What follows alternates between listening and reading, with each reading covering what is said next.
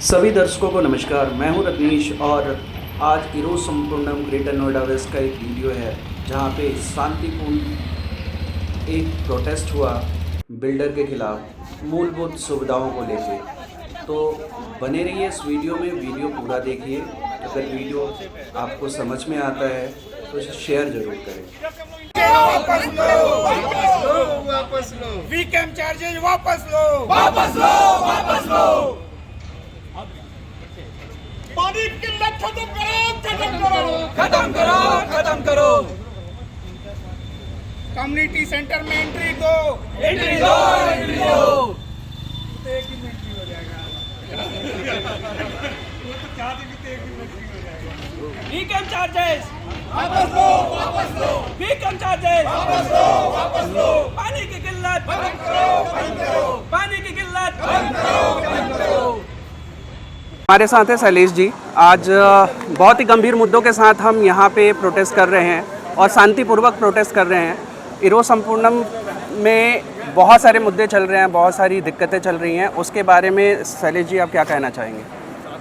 देखिए, मैं चूँकि 2017 में के उन रेजिडेंट्स में से एक हूँ जो तकरीबन 50 पहले रेजिडेंट्स इरोज में रहे। फेज़ 1 में मेरा पुराना निवास स्थान है N2 206 और वर्तमान में मैं B3 604 में रहता हूँ।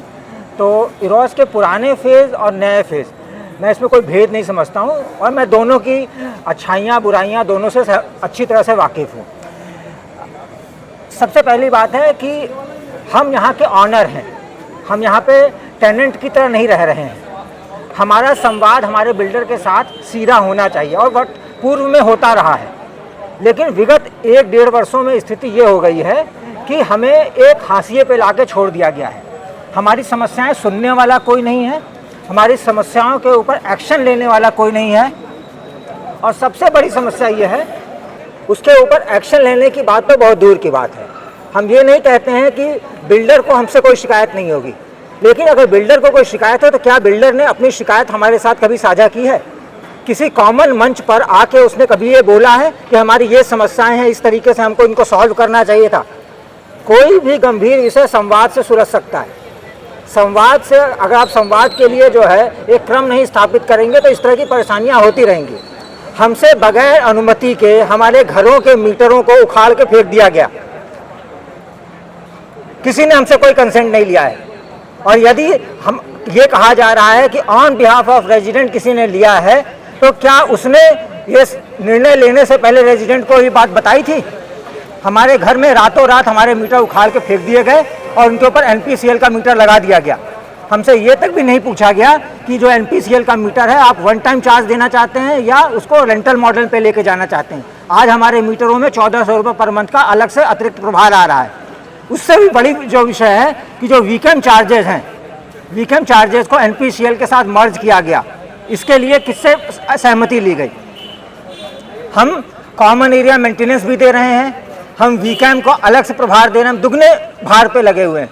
और उसके बावजूद अगर 10% 15% लोग मेंटेनेंस नहीं दे रहे हैं तो उसके लिए 85% लोग क्यों सफ़र करें?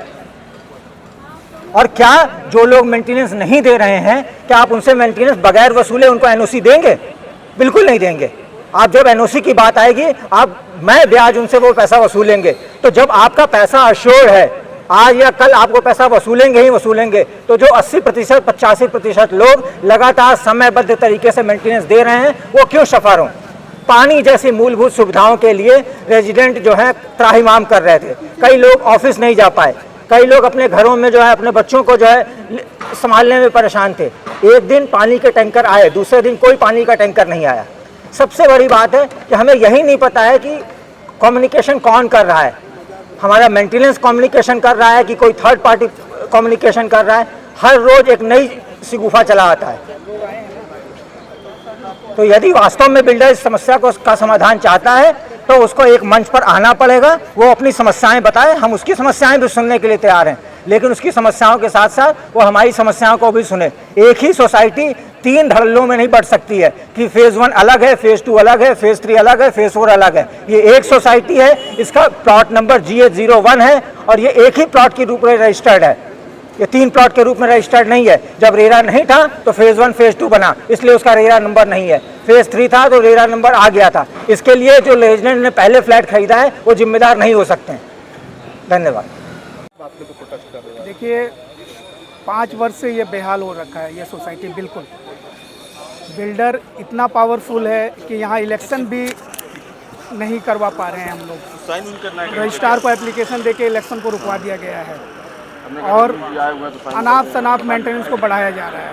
2.5 रुपया मेंटेनेंस कर दिया गया है। फैसिलिटी के नाम पे बिल्कुल जीरो है। वीकेम चार्ज जैसा सभी हमारे जनता बोल रहे हैं, जैसे रेसिडेंट बोल रहे हैं, पहले तो कॉमन एरिया का आपसे अलग कलेक्ट किया जा रहा है, फिर आपके पर्सनल मीटर में भी जोड़ दिया गया है, जिससे एक फ्लैट को कम से कम 1500 रुपये का इफेक्ट आ रहा है। रही बात जो हमारे चुने हुए प्रतिनिधि हैं वो भी बिल्कुल हमें सपोर्ट नहीं कर रहे हैं।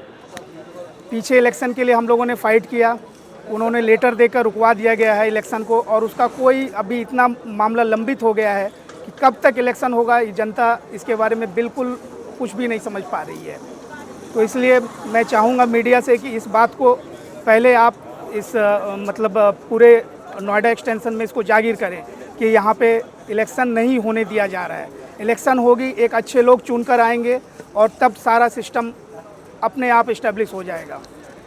ठीक है, मेरा नाम अमिताभ मोदी है। तो भट्ट साहब आप क्या कहना चाहेंगे? वीकेम चार्जेस, हमारे पास दोहरा वीकेम चार्जेस लग रहा है। पानी की समस्या आपने देखा, हफ्ते दिन पहले पानी की समस्या बहुत हुई, साथ में 2 दिन पहले बिजली की समस्या हुई, तो इस पे क्या कहना चाहेंगे आप? मेरा तो यही कहना है कि बिल्डर जो है वो संवाद करने में कहीं ना कहीं विफल हुआ है, और जितनी भी हमारे को प्रॉब्लम्स आ रही हैं वो इसी वजह से है कि संवाद नहीं हो पा रहा है, और जो मेंटेनेंस टीम है यहाँ वो एक्टिव नहीं है, जिससे हमें 3 या 4 दिन हमें पानी की दिक्कत झेलनी पड़ी है। साथ में बीच बीच में बिजली भी चली जाती है। NPCL और वीकेम एक थोड़ा सा ऐसा मुद्दा बन गया है कि जो नोटिफाइड भी है गवर्नमेंट ऑफ इंडिया से, लेकिन उसके बावजूद भी इन्होंने वीकेम चार्जेस लगाए हैं, वो बिल्कुल गलत है। उसको इमीडिएटली वापस लेना चाहिए।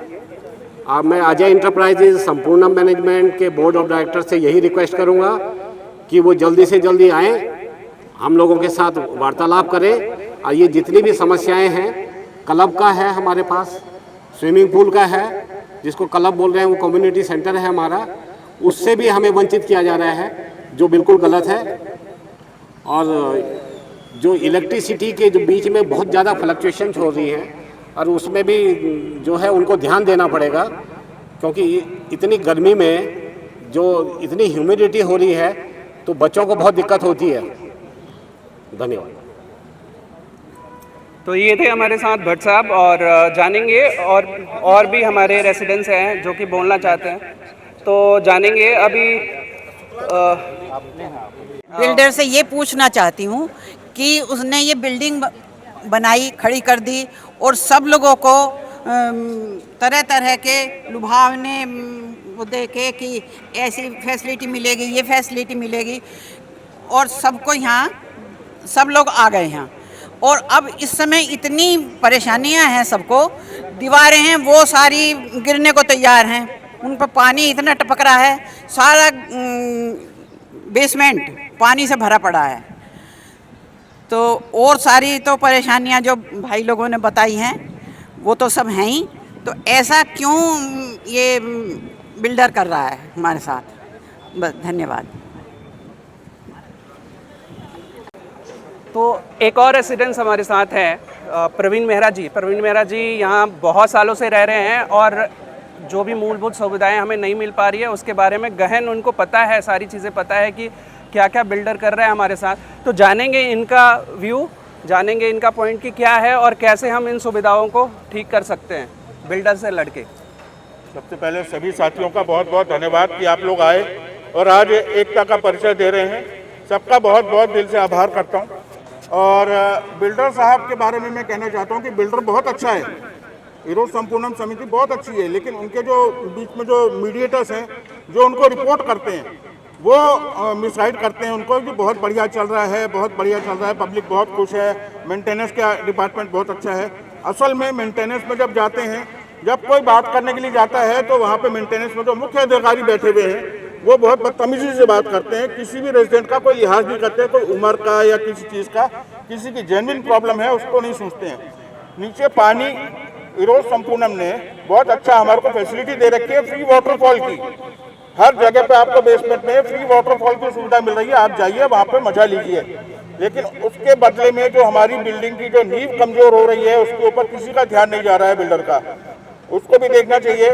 दूसरा जो वीकेंड चार्जेस डबल लग रहे हैं, एनपीसीएल कहता है कि आपकी तरफ से हमें नोटिफिकेशन मिला है, अथॉरिटी मिली है कि हम वीकेंड चार्जेस भी लें, तो उसके बारे में भी हमें सोचना पड़ेगा कि हमारी तरफ से किसने अथॉरिटी दी है बगैर हमारी कंसेंट के।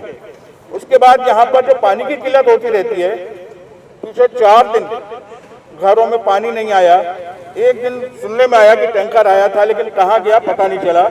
लेकिन मेंटेनेंस वालों को कोई फिक्र नहीं है कि पब्लिक परेशान हो रही है, उनको सिर्फ एक काम है, मेंटेनेंस के पैसे देते रहो, हम नए चार्जेस लगाते रहेंगे और आप पैसे देते रहो, बस पैसे देते रहो तो आप बहुत अच्छे हो, पैसे नहीं दे रहे तो आपको हम ये फैसिलिटी नहीं देंगे। कभी इलेक्ट्रिशियन के लिए कंप्लेंट करो, कभी कारपेंटर के लिए कंप्लेंट करो, वहाँ पे स्टाफ नहीं है जी, कोई सुनने वाला नहीं है, कोई देखने वाला नहीं है, पब्लिक बहुत परेशान हो चुकी है। हम लोग वार्तालाप करना चाहते हैं कि इरोज संपूर्णम के मैनेजमेंट की तरफ से कोई आए। पीछे उन्होंने एक बार जागरण करवाया था माता रानी का, जय माता रानी करवाया था, भंडारा करवाया था, पब्लिक को लगा कि बहुत बड़ा आदमी है, बहुत अच्छा आदमी है, बहुत बढ़िया है, लेकिन पब्लिक की तरफ ध्यान नहीं दिया। पब्लिक की जेब से पैसा निकाल के उन्हीं को उन्होंने प्लेटें थमा दी, लो जी खाओ खाना। इस तरीके से काम नहीं चलता है। बिल्डर जब यहाँ से कमाई कर रहा है तो उसको यहाँ पर जिम्मेवारी लेनी पड़ेगी कि सारा काम वो देखे कि किसको क्या प्रॉब्लम हो रही है, क्या क्या समस्याएं हैं, उसका क्या समाधान हो सकता है। अगर किसी ने मेंटेनेंस के पैसे नहीं दिए, अगर 2 आदमियों ने नहीं दिए तो उसके बदले में 8 आदमियों को परेशान करना ये जायज़ नहीं है। इसलिए मैनेजमेंट से मैं रिक्वेस्ट करता हूँ कि एक बार अपने रिप्रेजेंटेटिव को किसी ऐसे आदमी को, या मिस्टर सूद खुद आके बैठे या हमें बुलाएं, हम आके वहाँ पे बैठ के बात करने को तैयार है कि नेहरू प्लेस में हम जाएंगे, आराम से बैठ के बात करेंगे, अपनी समस्याओं से उनको अवगत कराएंगे और उसका क्या तरीका निकल सकता है उस पर हम लोग बात करेंगे। धन्यवाद। हमारे सोसाइटी के वरिष्ठ नागरिक यहाँ बैठे हुए हैं, उनसे हम थोड़ा सा चर्चा करेंगे कि दिन पर दिन आखिर संपूर्णम की स्थिति इतनी डाउन क्यों हो रही है, बीच में कौन आ गया है। काम क्वालिटी हो ही नहीं रही, काम हो ही नहीं रहा। 2 साल से केवल आश्वासन मिल रहे हैं, जब काम होएगा ही नहीं तो स्थिति तो खराब होएगी। ऐसा बताया जा रहा है कि आपके चुने हुए प्रतिनिधि यहाँ बैठे हुए हैं तो फुल फ्लेज इसको देख रहे हैं, फिर भी ऐसी समस्या है। लेकिन जब काम करना चाहेगा तब तो काम होएगा ना, जब काम करने की इच्छा ही नहीं है तो किसी को भी आप बिठाओ। कुछ लोगों ने नारा भी दिया है 5 साल संपूर्णम बेहाल है, बेहाल तो है, डे बाई डे सत्यानाश हो रहा है। जो प्लास्टर टूट के गिरने लगा है, लिफ्ट की स्थिति खराब है और बेसमेंट में जाइए तो हमेशा लीकेज होता रहता है, इससे पिलर्स कमज़ोर हो रहे हैं। ये है तो ऐसा लगता है कि सोसाइटी इतनी अच्छी बनने के बाद भी इसका भविष्य क्या है, ये 2-4 साल में ही चलेगी, बस खराब हो जाएगी। उसके आगे बिल्कुल जैसा ये आसपास देख रहे हैं। तो औपचारिक रूप में ये आज 85 लोगों ने साइन किया है, ये मैं भविष्य जी को हैंड ओवर कर रही हूँ। सर आप लेटर का सिग्नेचर का बोल लीजिए, रिसीविंग दे दिए। अरे सुनिए